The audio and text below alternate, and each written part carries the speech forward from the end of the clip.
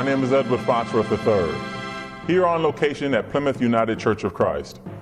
As you'll hear in this video, from historians to trustees, there's a lot to be proud of with this new capital campaign. A church led by the senior minister, Reverend Nicholas Hood III.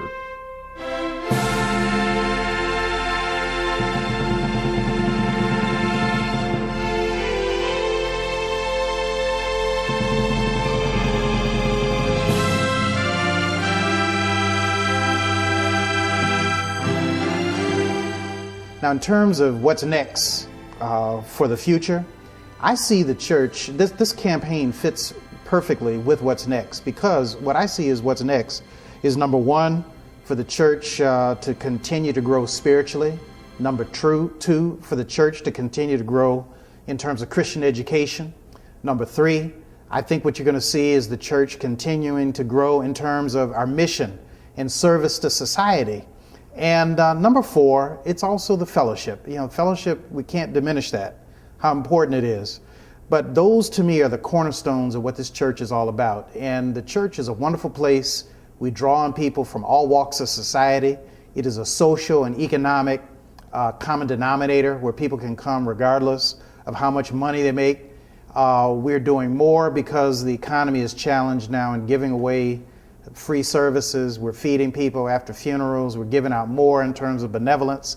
But in spite of all that, the church continues to be blessed. And I really go back to the leaders of this campaign.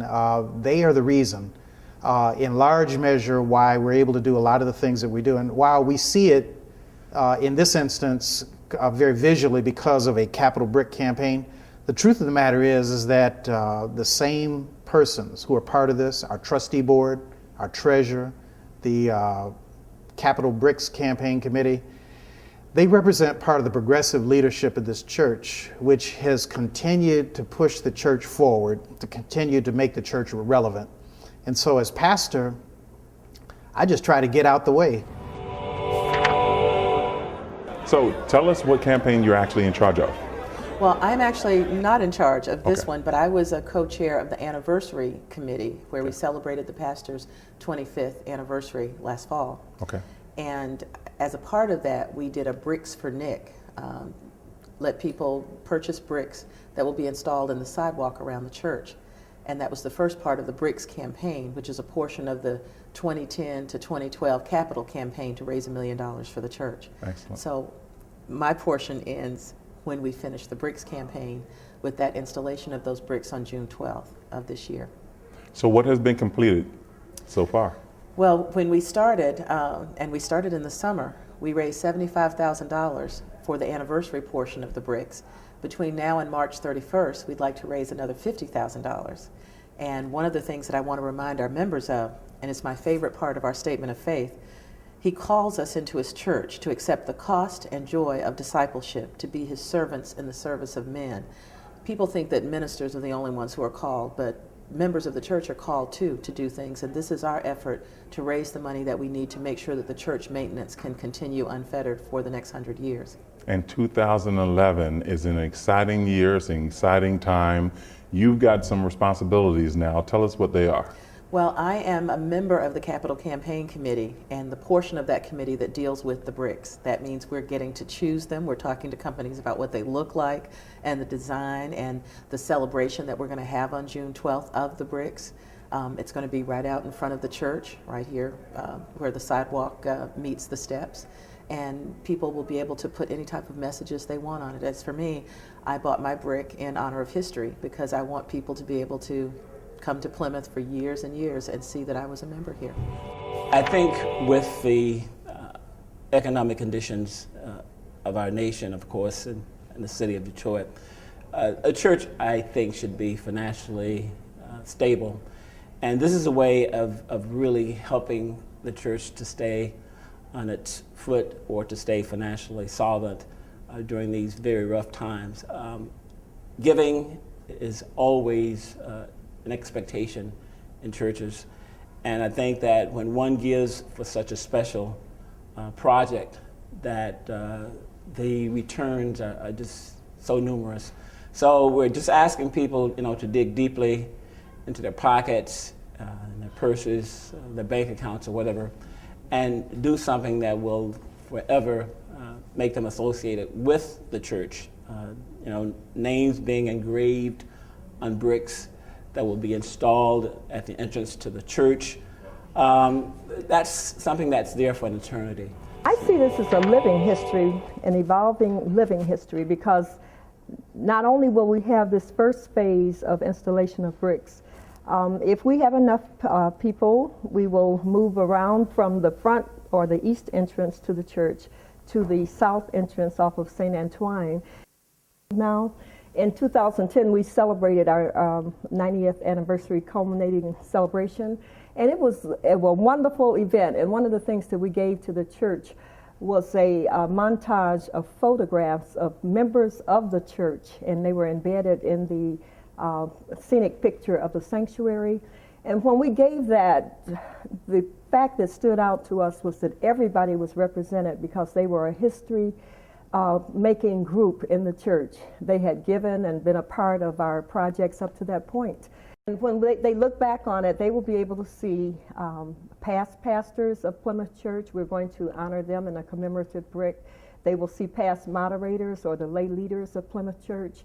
They will be able to see that it was all the cornerstone around Reverend Hood's 25th anniversary as pastor. So it has a lot of historical perspectives to it, and we hope to really make it a big, big blessing to the church financially. Well, 2011, basically, after we do the raise the money that we're raising now, then we're going to have the dedication. And then we hope that by this, we should be pretty well financially set for 2011. I'd just like to add that Plymouth Church is the kind of church where it's inclusive, and I think the BRIC campaign is a way to support so many needs in terms of the Capitol building needs, renovations and that kind of thing, is a way that everybody can be involved. The thing that we want to keep in mind is that this is a legacy campaign. The legacy of the church, of course, is built on the efforts of past members and the resources they contributed. So the legacy has been loaned to us, so therefore we want to take it forward. And in taking that forward, this campaign is very, very important that everybody take part in the campaign. So this is why we have multiple levels of bricks to try to get everybody involved in it. And by getting everybody involved in it, we'll be able to, first of all, ensure our part of the legacy, because we will be the ones perpetuated on, so that my grandchildren and my great-grandchildren can look at this campaign and say, you know, my grandfather planted that brick for me in order that I could be part of the legacy of Plymouth Church. When you look at a campaign like this, there are usually three types of people involved in the campaign. There are the people, of course, that will watch it happen. There are the people that will make it happen. And then there are the people in the end that say what happened. We don't want anybody to say what happened. We want to work together as a group to make sure this is a successful campaign, and we appreciate everybody's effort. What do you see happening? What's next for 2011? Next for 2011, about 5 years ago, we went through a major renovation, and we've been very blessed to pay half of that off. So we still have some more bills to pay so that we can move forward. So with the legacy capital campaign that that's going on now, we will be able to maintain the building, but we also need to make sure that we pay off our renovation loan so that we can move forward and grow. What do you hope members of the church continue to do, obviously, as you work towards the end goal? I think members of our church need to recognize that we have not been immune to the financial challenges of the city of Detroit.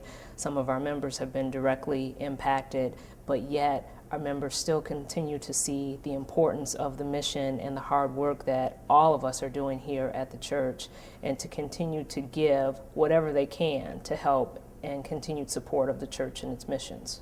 In a general sense, what does raising this money do for the church, just in a general sense? It provides more financial stability, a little more relief than we've had over the past year or two.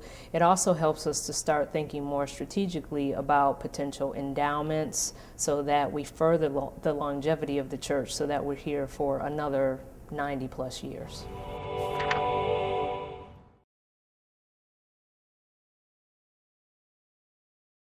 First thing I want to say is just thank you. I want to thank the committee, the people who are on this video represent really the core of the leadership of our church. And you know, a church is only as good as its lay leadership. I like to tell people, as the pastor, I'm a perpetrator that I'm the leader. But the truth of the matter is the kind of people who've been on this video represent some of the most dynamic people in our church. And it is really their effort, their combined efforts, our combined efforts, that have made for a successful campaign. I mean, they raised in excess of $100,000 in about 8 weeks. I mean, it's incredible. And in the African American community, there are few opportunities where people have a chance to leave a legacy. It's a twofold legacy. Number one, we're creating a legacy for the church in a capital endowment that hopefully the day will come before I die, but definitely, hopefully by the time my children's children are around, and they're not even born yet, but I'm looking forward to the day when we would have a capital endowment, which would take an enormous pressure off the church in terms of how do you maintain a building. You know, we have a scholarship endowment, which is endowed now at about a little bit more than $400,000. So we're on the way in terms of scholarships because we value education. But what this capital campaign is doing is it's showing that we also value the property. We're taking care of our property. So it's a legacy in terms of a capital endowment, but it's also a legacy in terms of giving the members an opportunity to put their name in a brick in the ground in the front of the church. And think about it. How often in life do you go anywhere where your name is in the ground? You know, on a brick. And how many times have you been to a place where you saw names of people who were leaders once upon a time, they're long gone, but because of the groundwork that they laid, institutions survived. To those who are watching this video, if you're a member of the church, friend of the church, I know some of you looking at this may be members who have moved away out of the state because of the economy. We want you to know that the church loves you, the church needs you, and if you haven't bought a brick, there's still time till March 31st. Well, that's it. I hope you learned something. I certainly did. And with that, the future is in our hands.